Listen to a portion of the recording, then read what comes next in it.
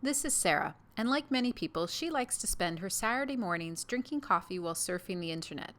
But Sarah's a teacher, which means many of her Saturdays are also spent preparing lessons. This usually doesn't mean reading books on learning theories. So while enjoying her coffee and scrolling through her social media feeds, she's also collecting ideas and resources for a class on Monday. Now, just because she's at home and on social media doesn't mean she isn't working. Her online personal learning network can be just as important as her face-to-face communication. She can expand her knowledge, share ideas, and meet like-minded people from around the world. One online environment that she can do this in is Pinterest. Sarah uses it as a way to collect and organize all the ideas she finds online. She can make her boards private or keep them public for others to find and follow. This is also a way she can collaborate with her colleagues on lesson ideas. Just like other social media sites, Sarah needs to filter the content by checking the links, the authors, and facts for validity. She can also follow other like-minded educators, but she gets to filter the content she sees from them, so she doesn't need to learn about someone's wedding day plans or the new house they want to live in. But she can connect with her colleagues on a personal level by following things that they both have an interest in, like delicious recipes. While she may follow people's boards, she doesn't communicate through Pinterest as much as she does with Twitter or in comments on people's blogs. It acts as a collection of ideas rather than a place for discussion. Separating her personal life and her work life isn't always clear either.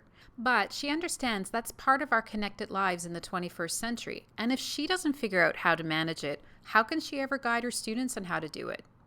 One of the biggest challenges she faces in using Pinterest is making sure she doesn't get lost in the Pinterest world for hours finding countless pins without any direction. It's easy to become a pin hoarder, and because using tools and networks like Pinterest is mostly self-directed, she doesn't have anyone checking to make sure she's learning the right things.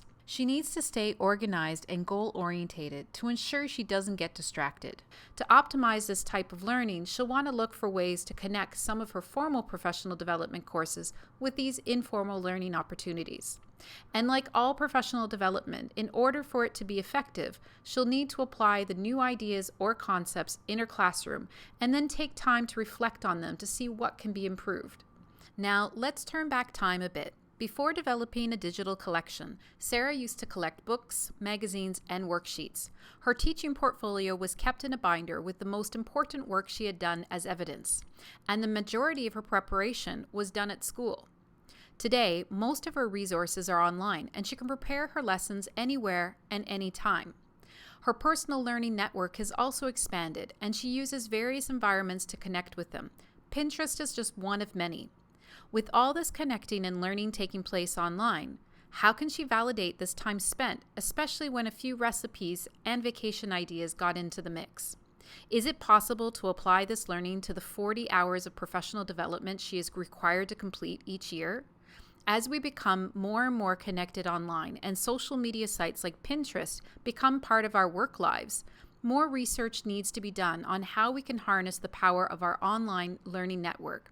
One thing Sarah knows for sure is that whether she gets the credit or not, she'll continue connecting with like-minded educators online and saving all the great ideas she finds to her Pinterest boards.